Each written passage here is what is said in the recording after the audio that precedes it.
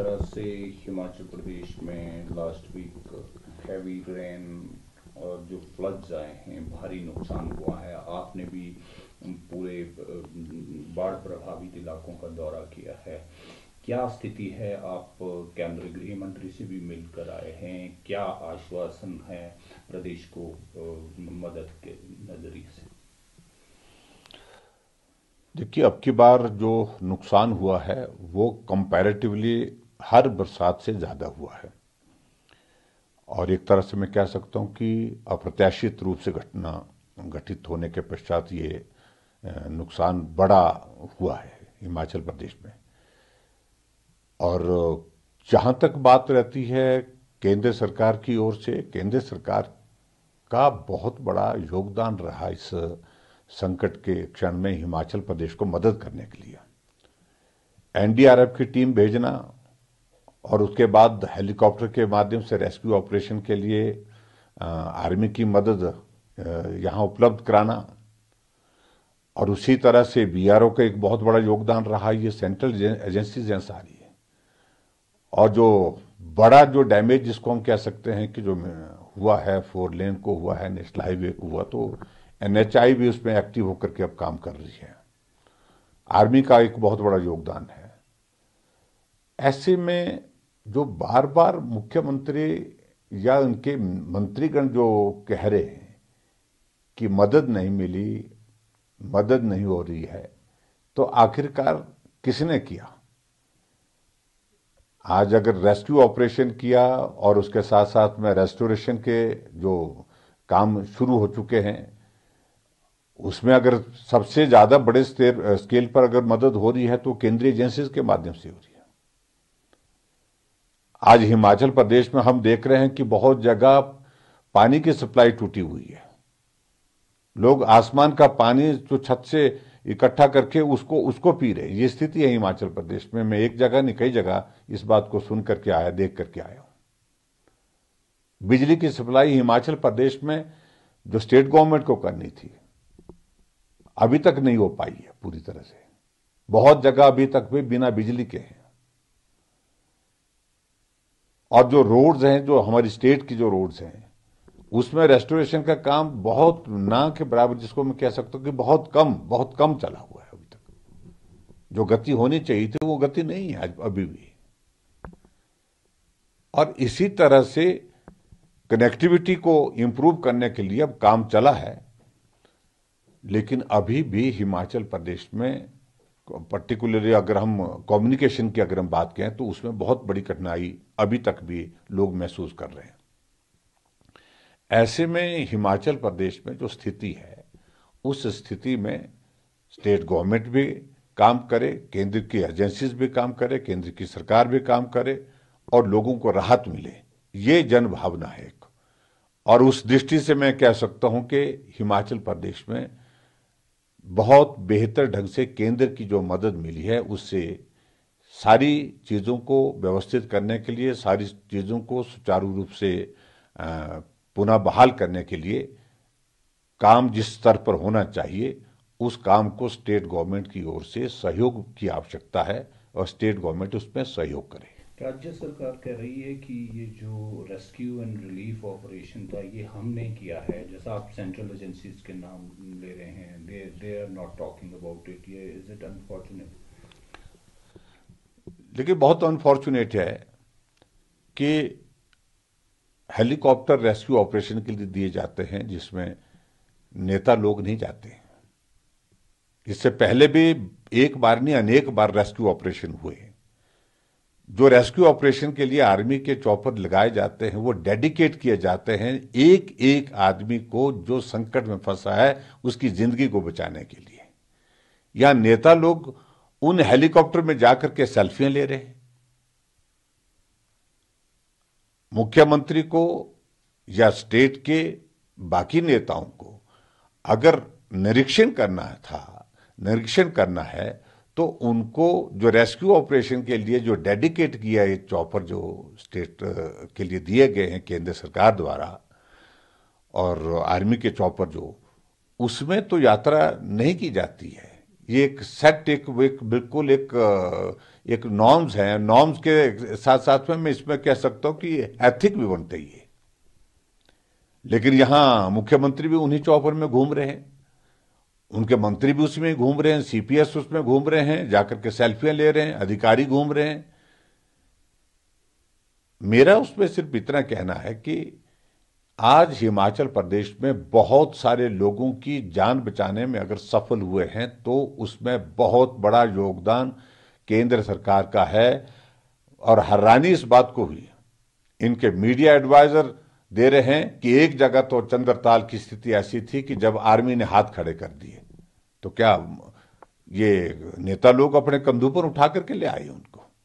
Army ने ही वहां पर जा करके, ठीक है मौसम खराब था और उस हालात में वहां पर कठिनाई थी जाने की, लेकिन आखिरकार हेलीकॉप्टर पहुंचा वहां पर, रेस्क्यू ऑपरेशन हुआ, वहां पर लोगों की जान बचाई गई।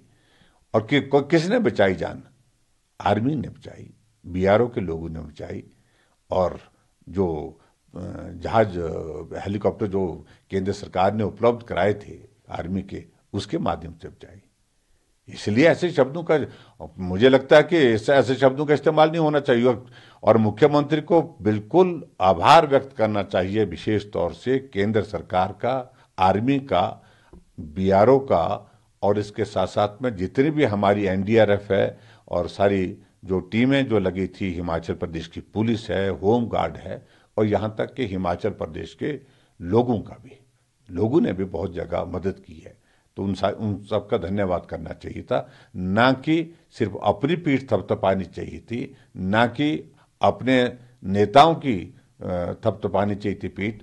तो मुझे लगता है कि ये बहुत एक जो है वो एक बहुत संकीर्ण सोच और बहुत गलत तरीके से जिस तरह से इन्होंने लोगों के सामने प्रस्तुत करने की कोशिश की है, जो दुर्भाग्यपूर्ण है। वहीं हिमाचल प्रदेश सरकार ने जो डीजल पे वैट बढ़ाया है, ऐसी स्थिति में ये कितना दुर्भाग्यपूर्ण आप मानते हैं? और साथ में जैसा आप कह रहे हैं कि रेस्टोरेशन में अभी लंबा समय लगेगा, आप क्या मांग करते हैं? देखिए, रेस्टोरेशन में तो समय लगेगा, इसमें दो राय नहीं है। समय भी ज्यादा लगेगा और पैसा भी ज्यादा लगेगा। हम अगर नेशनल हाईवे की अगर बात करें, फोर लेन की अगर हम बात करें, कई कई 100 मीटर के जो पैच जो है बिल्कुल फोर लेन के पूरी लेन मिसिंग है, कट करके बह करके चले गई वो, या उसमें इस कदर दरारें आ गई, उसको उसको रिस्टोर करने में बहुत वक्त लगेगा। और ऐसी स्थिति में जो केंद्र सरकार से सहयोग लेने की बात है, मुझे लगता कि उसको प्रभावी ढंग से केंद्र के सामने रखने की जरूरत है प्रदेश सरकार के माध्यम से, और हम लोग भी रखेंगे। मैं गृह मंत्री जी से मिला और आदरणीय नड्डा जी से मिला। नड्डा जी से भी हमने आग्रह किया, निवेदन किया कि हमको हिमाचल प्रदेश में इस वक्त मदद करनी चाहिए। उनने स्वयं सारी अपनी व्यस्तताएं छोड़ करके हिमाचल प्रदेश में दौरा करने का निर्णय किया और बहुत जगह वो खुद भी जाकर के आया। और आदरणीय गृह मंत्री जी ने जिस दिन हम मिले उसी दिन दूसरे दिन जो है एक किस्त और 180 करोड़ की फिर से हिमाचल प्रदेश को जारी की। और उसके बावजूद भी कहना कि हमें हमें रिलीफ नहीं मिल रहा है, हमें पैसा नहीं मिल रहा है, ये सोच बहुत गलत है। ये सीधी सी बात है कि वो इस सारी चीज का राजनीतिक दृष्टि से एक तरह का एक लाभ लेने की कोशिश कर रहे हैं कि हम तो लगे हैं लेकिन केंद्र मदद नहीं कर रहा। मैं ये कह रहा हूं, आप सिर्फ दिखाने के लिए लगे हैं, केंद्र व्यवहारिक रूप से मदद कर रहा है और डट करके मदद कर रहा है। वैट जो बढ़ाया गया है, डीजल वैट बढ़ाने की बात कही मैंने, जुलाई 2022 के पश्चात हिमाचल प्रदेश और पूरे देश भर में डीजल की कीमतें नहीं बढ़ी थी। 2022 के बाद कोई भी पैसा केंद्र सरकार ने डीजल में नहीं बढ़ाया था। लेकिन वर्तमान कांग्रेस की सरकार इलेक्शन में तो शोर डालती रही कि बहुत महंगाई है, बहुत महंगाई है। और सरकार बनने के बाद पहले निर्णय में से ये भी शामिल है कि 3 रुपए की इंक्रीज उन्होंने डीजल की कीमत में कर दी। और अभी 6 महीने हुए, 7 महीने, और 7 महीने के अंदर दूसरी इंक्रीज कर दी, फिर से 3 रुपए की बढ़ोतरी कर दी।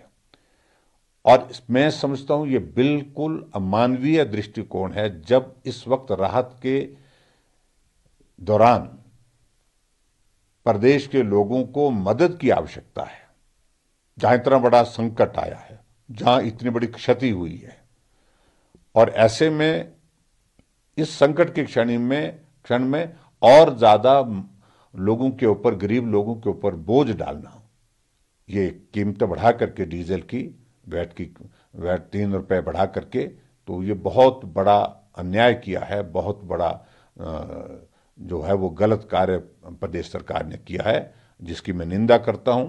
और खास तौर से इस वक्त लोगों के ऊपर बोझ डालने की आवश्यकता नहीं, जरूरत है इस वक्त राहत देने की। क्योंकि हिमाचल प्रदेश में जो त्रासदी हुई है, उस त्रासदी को देख करके बहुत बड़ा बोझ लोगों के ऊपर होगा। और डीजल की कीमत बढ़ने का मतलब है कि सीधे तौर पर सब चीज महंगी होगी। आपका दूध महंगा होगा, आपका राशन महंगा होगा, आपकी सब्जी महंगी होगी, जो भी ट्रांसपोर्टेशन के माध्यम से जो भी चीजें आती हैं वो सारी की सारी चीजें महंगी होंगी। तो ऐसे में प्रदेश सरकार को, मुझे मालूम नहीं कौन इसका मार्गदर्शन कर रहा है, और ये समय बिल्कुल भी उचित नहीं था इस तरह से कीमत बढ़ाने का। मुख्यमंत्री ने कोष एक बनाया है, और कांग्रेस के सभी विधायक और मुख्यमंत्री समेत वो 1 महीने की सैलरी उसमें कंट्रीब्यूट कर रहे हैं। उन्होंने अपील की है कि भारतीय जनता पार्टी और ऑपोजिशन के एमएलएज भी इसमें कंट्रीब्यूट करें। तो as a leader of opposition क्या अपने विधायकों को आप कहेंगे टू कंट्रीब्यूट? देखिए, हमने पिछले कल शाम को वर्चुअल मीटिंग की सभी विधायकों की, सांसदों की, और इसमें हमारी पार्टी के अध्यक्ष भी और प्रभारी जी भी साथ में थे। हमने सिद्धांत रूप से इस बात को तय किया, निर्णय कर लिया है, सभी भारतीय जनता पार्टी के विधायक अपने 1 महीने की सैलरी जो है, जिस प्रकार कांग्रेस के भी नेताओं ने निर्णय लिया, विधायकों ने निर्णय लिया है शायद, तो उसको राहत कार्य के लिए देंगे। और सांसदों से भी इस बात के लिए आग्रह किया है कि वो भी दें, और मुझे लगता है कि वो भी देंगे। और उसके साथ साथ में हमने इस बात को भी पिछले कल हमने तय किया है, जो हमको विधायक क्षेत्र विकास निधि मिलती है, और उस निधि में से, क्योंकि वो अधिकार क्षेत्र तो विधायक का है, लेकिन अपने अपने क्षेत्र में जहां क्षति ज्यादा हुई है, नुकसान ज्यादा हुआ है, वहां उस निधि के माध्यम से लोगों को मदद करने की दृष्टि से विकास कार्य में सहयोग दे। इसके अतिरिक्त सर, ऑपोजिशन पार्टीज बेंगलुरु में आज इकट्ठी हो रही हैं। कल 26 के आसपास पार्टी इकट्ठी हुई है। भारतीय जनता पार्टी को 2024 में बाहर करने का निर्णय को लेकर वो देख रहे हैं, इसलिए वो इकट्ठे हो रहे हैं। आप इसको किस तरह से देखते हैं, जो ऑपोजिशन पार्टीज एक साथ एक स्टेज पे इकट्ठी है? आम आदमी पार्टी भी इस बार उनकी बैठक में जाएगी। देखिए, ऑपोजिशन इकट्ठा होने की कोशिश कर रही है, क्योंकि सत्ता से बाहर कांग्रेस पार्टी को और इन दलों को रहने के कारण जो है, उनको लग रहा है कि लंबा अरसा हो गया, 10 साल का अरसा होना जा रहा है सत्ता से बाहर, और कहीं 1 दशक और ना हो जाए। तो ऐसे में छटपटाहट है सत्ता को हासिल करने की, कुर्सी को हासिल करने के लिए कोशिश कर रहे हैं इकट्ठा होने की। और मुझे पूरा भरोसा है कि चाहे इकट्ठा हों तो भी भाजपा की ही सरकार बनेगी, नरेंद्र मोदी जी प्रधानमंत्री बनेंगे, और इकट्ठा हो करके भी ये भारतीय जनता पार्टी का सामना नहीं कर सकेंगे, एनडीए का सामना नहीं कर सकेंगे। जिस प्रकार से नरेंद्र मोदी जी की लोकप्रियता देश के अंदर और ज्यादा बढ़ी है, और उसको ध्यान में रखते हुए निश्चित रूप से नरेंद्र मोदी जी को सीधा हर व्यक्ति वोट देना चाहता है। उनको इन सारी चीजों से कोई लेना देना नहीं, कौन इकट्ठा हो रहा है, कौन अलग हो रहा है, ये कोई विषय ही नहीं है। देश के प्रधानमंत्री के नाते तीसरी बार फिर से देश की जनता देखना चाहती है कि नरेंद्र मोदी फिर से प्रधानमंत्री बने। हिमाचल से कितनी सीटें? तो निश्चित रूप से हिमाचल से हमारी कोशिश होगी कि हम 2014 में 4 सीटें दिए थे, 2019 में भी 4 सीटें दी थी, और 2024 में भी हम चारों सीटें देंगे।